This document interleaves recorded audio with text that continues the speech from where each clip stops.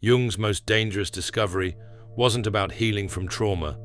It was about the final stage of the empath after narcissistic abuse, and why this transformation either destroys them completely or creates something psychologically unprecedented. In his clinical practice, Jung documented empaths who had survived systematic narcissistic manipulation and reached what he called the final stage of empathic development, individuals who had undergone complete psychological metamorphosis. These weren't typical recovery stories, but cases where empaths emerged with what Jung termed integrated shadow consciousness and immunity to all forms of manipulation. Jung called this discovery dangerous because empaths who reached this final stage often became unrecognizable to those who knew them before. They had developed what he described as sovereign empathy, the ability to feel deeply while remaining psychologically untouchable, creating a level of consciousness Jung had rarely encountered. Today, I'll reveal Jung's most dangerous discovery about the final stage of the empath after narcissistic abuse, and why he believed this devastating experience either annihilates empathic sensitivity forever or transforms it into what he called the archetypal wounded healer, a form of consciousness that transcends both victim and survivor. The case that revealed this phenomenon began in 1928 with a patient Jung described in his private notes only as M, a 34-year-old woman whose empathic gifts had attracted a series of increasingly destructive narcissistic partners. When she first came to Jung, she was what he called psychically dissolved, her sense of self so completely eroded that she could barely distinguish her emotions from those around her. But Jung documented something extraordinary over the following 2 years. M didn't simply recover. She underwent what Jung described as alchemical transformation through shadow integration. Where once she had been permeable to every emotional current, she developed what Jung called conscious permeability, the ability to choose exactly what to absorb and what to deflect. Jung wrote in his notes, "M has achieved something I previously thought impossible, complete empathic sovereignty. She can feel the depths of another's pain without drowning in it. She can detect deception with supernatural accuracy. Most remarkably, she has become immune to manipulation while retaining her capacity for genuine compassion." The transformation was so complete that Jung questioned whether M was still the same person. Her family noticed the change immediately. Where once she had been the family's emotional caretaker, she now set boundaries that seemed unbreakable. Former friends accused her of becoming cold or different, but Jung recognized something profound. M had reached the final stage of empathic development that he had only theorized was possible. Jung observed that M's eyes had changed. "They hold depths I've never seen," he wrote, "as if she has gazed into the abyss of human nature and emerged not broken, but wise." Jung realized that narcissistic abuse creates what he termed the empathic crucible, a psychological pressure cooker that either destroys empathic entirely or forges it into something far more refined and powerful. The key lies in understanding what Jung called shadow integration through forced individuation. During narcissistic abuse, the empath is systematically forced to confront their own shadow, the parts of themselves they've disowned or rejected. The narcissist, Jung observed, acts as an unconscious shadow mirror, reflecting back the empath's own capacity for manipulation, selfishness, and emotional detachment. Jung documented that empaths typically go through what he called the 3 deaths during this process. First, the death of their idealized self-image as purely good and giving. Second, the death of their belief that love can heal anyone. Third, and most crucially, the death of their need for external validation to feel worthy. The empath must face their own shadow, Jung wrote, not through gentle introspection, but through brutal confrontation with their own capacity for darkness. The narcissist, unknowingly, becomes the catalyst for this essential psychological work. Jung identified that empaths who survive this crucible develop what he called integrated empathy, the ability to feel without fixing, to understand without taking responsibility, and to love without losing themselves. This isn't emotional numbness, but rather emotional mastery. The neurological changes Jung observed were profound. These empaths retained their sensitivity, but gained what he described as conscious filtering capacity. They could sense everything, but choose what to process. Jung noted this was similar to advanced meditation masters, but achieved through trauma rather than spiritual practice. Jung wrote, "The narcissist, in their unconscious role as shadow teacher, forces the empath to develop psychological muscles they never knew they possessed." But Jung discovered something that disturbed him deeply about empaths who reached this final stage. They often became isolated not by choice, but by necessity. The very transformation that made them psychologically powerful also made them fundamentally incompatible with unconscious people. Jung documented that these evolved empaths could no longer tolerate what he called psychological unconsciousness in others. They could instantly detect when someone was operating from ego, projection, or manipulation. This created what Jung termed the consciousness gap, an unbridgeable divide between those who had integrated their shadow and those who remained unconscious of it. Jung's patient described this phenomenon. "It's as if I can see the psychological machinery of everyone around me, their defenses, their projections, their hidden motivations. It's all transparent now. But this clarity has cost me almost every relationship I had." Jung realized this was the hidden danger of empathic evolution. These individuals had developed what he called archetypal sight, the ability to see past personas and into the deeper psychological patterns driving human behavior. While this made them incredibly powerful healers and guides, it also made ordinary social interaction nearly impossible.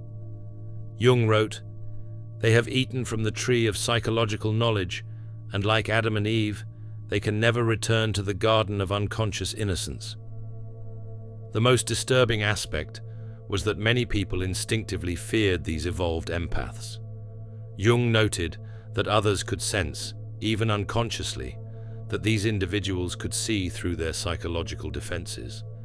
This created what Jung called the prophet's isolation, being rejected not for being wrong, but for seeing too clearly. Jung documented cases where families, friends, and even other therapists became uncomfortable around these individuals, sensing their piercing psychological insight without understanding what they were responding to. Through his extensive case studies, Jung identified 4 distinct pathways empaths take after narcissistic abuse, with only one leading to the final stage of development. Type 1. The dissolved empath. These empaths never recover their sense of self. Jung observed they become psychic ghosts, present but not truly alive. They've lost the ability to distinguish their emotions from others and live in a constant state of emotional chaos. Jung noted these empaths often develop what he called perpetual victim consciousness, repeatedly attracting similar abusive dynamics. Type 2. The armored empath. These empaths protect themselves by shutting down their empathic abilities entirely. Jung described them as having built psychological fortresses around their hearts. While they avoid further abuse, they also lose access to their gift entirely. Jung noted they often become cynical and emotionally disconnected, essentially choosing safety over authenticity. Type 3. The wounded healer. These empaths transform their trauma into a mission to help others.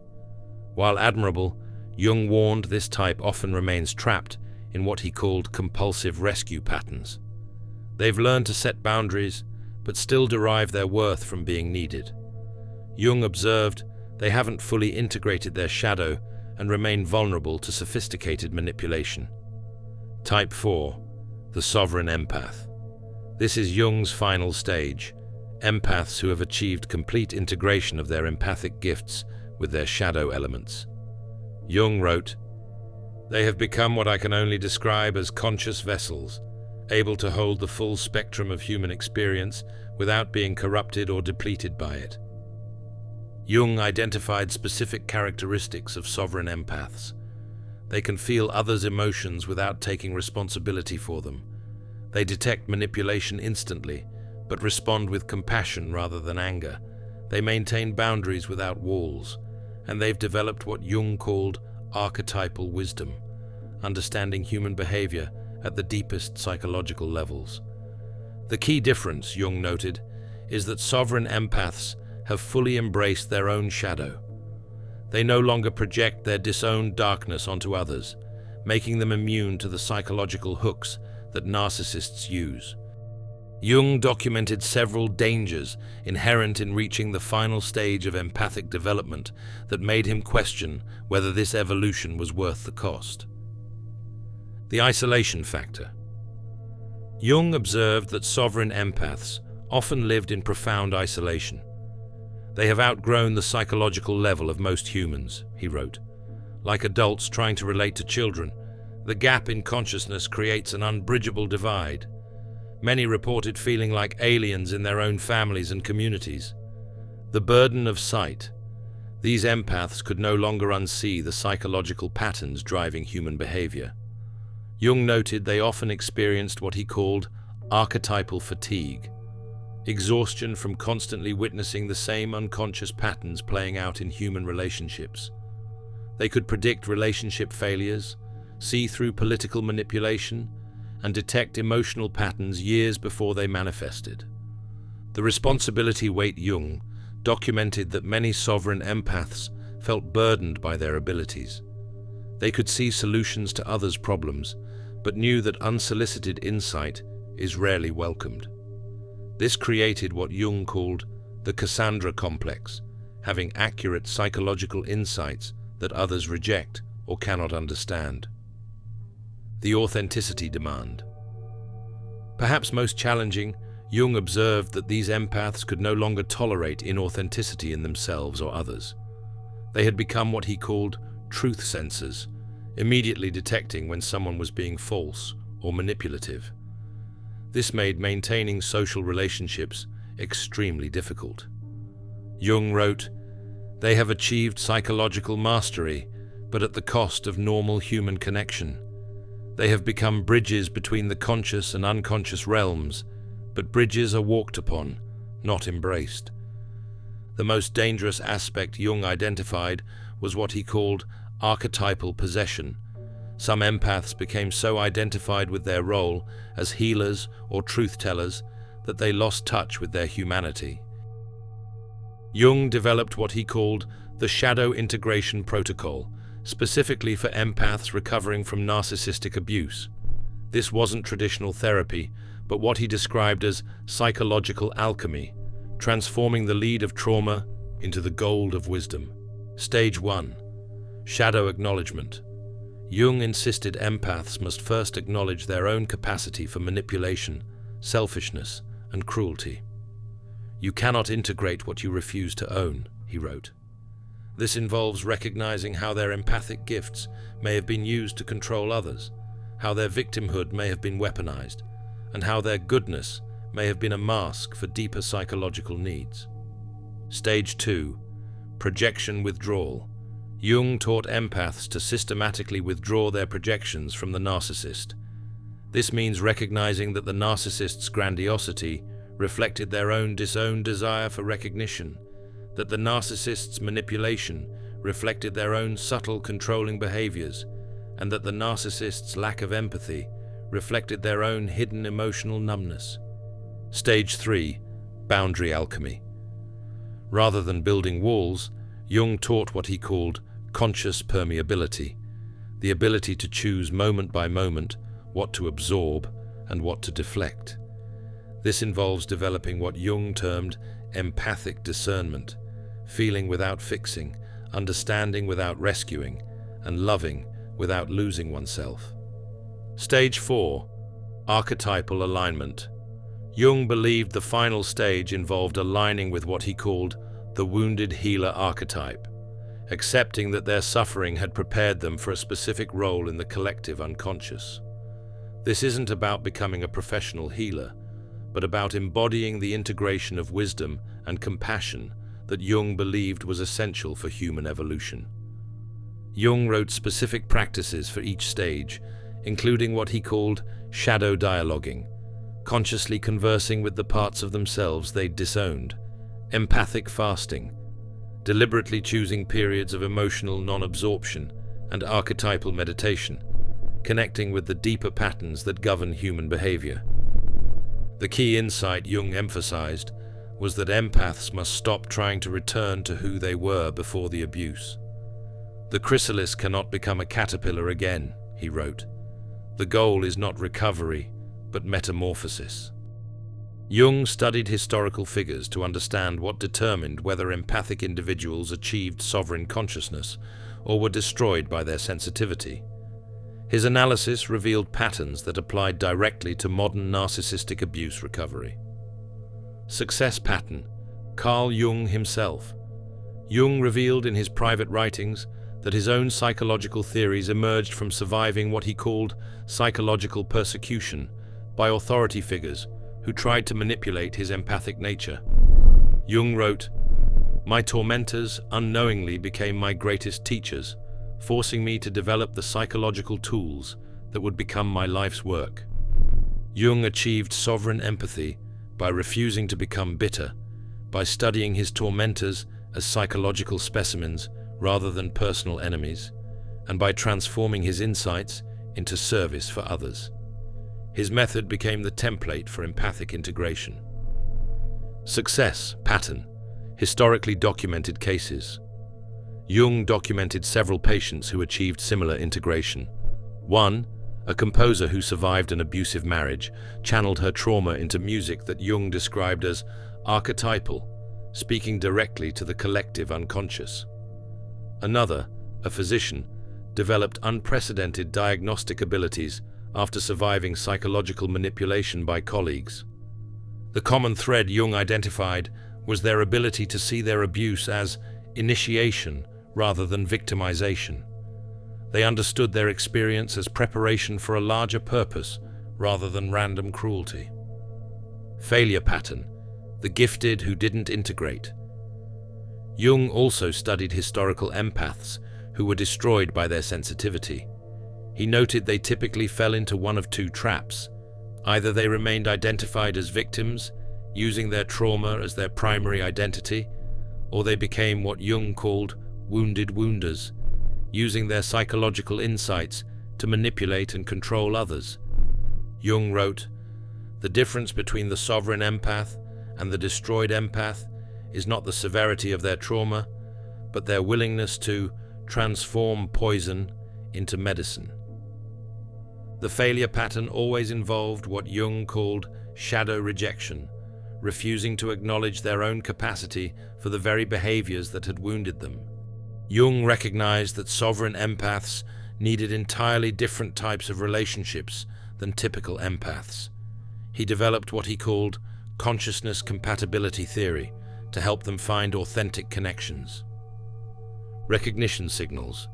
Jung identified other evolved empaths could be recognized by their ability to discuss psychology without becoming defensive, their comfort with paradox and contradiction, their lack of need to be right or superior, and what Jung called archetypal humor, the ability to find lightness in the darkest human patterns. Safe relationship. Characteristics. Jung noted that healthy relationships for sovereign empaths involved mutual respect for psychological boundaries, comfortable silence without need to fill space with chatter, ability to discuss shadow aspects without judgment, and what Jung termed conscious intimacy, connection based on authentic self-revelation rather than projection. Community-building strategies. Jung recommended that sovereign empaths seek others who had undergone similar transformative experiences, not necessarily narcissistic abuse, but any experience that forced rapid psychological evolution. He noted that trauma survivors, spiritual seekers who had faced their shadow, and individuals who had survived major life transitions often made compatible companions. Jung warned against trying to maintain relationships with unconscious individuals out of guilt or obligation. "The butterfly cannot pretend to still be a caterpillar," he wrote. "Attempting to do so serves no one and dishonors the transformation." He also recommended what he called archetypal service, using their evolved empathic abilities to serve the collective unconscious through teaching, healing, creating, or simply modeling integrated consciousness. Jung documented that the transformation from wounded empath to sovereign empath follows what he called the 5 metamorphoses, each marked by specific psychological shifts and challenges. Metamorphosis. 1. The dissolution. This occurs during active abuse, when the empath's previous identity completely breaks down. Jung noted, this feels like psychological death, but is actually ego dissolution preparing for rebirth. The empath experiences what Jung called blessed disintegration, the destruction of false self-concepts. Metamorphosis. 2. The descent post-abuse. The empath enters what Jung termed voluntary underworld journey. They must face their own shadow, acknowledge their participation in the dynamic, and confront their deepest fears about their worth and lovability. Jung noted this stage often involves what appears to be depression, but is actually psychological composting. Metamorphosis. 3. The integration. The empath begins consciously choosing which aspects of their shadow to embrace and which to transform. Jung called this selective shadow incorporation. They develop the ability to feel their anger without becoming cruel, acknowledge their selfishness without becoming narcissistic, and own their power without becoming manipulative. Metamorphosis. 4. The emergence. The empathic abilities return, but in refined form.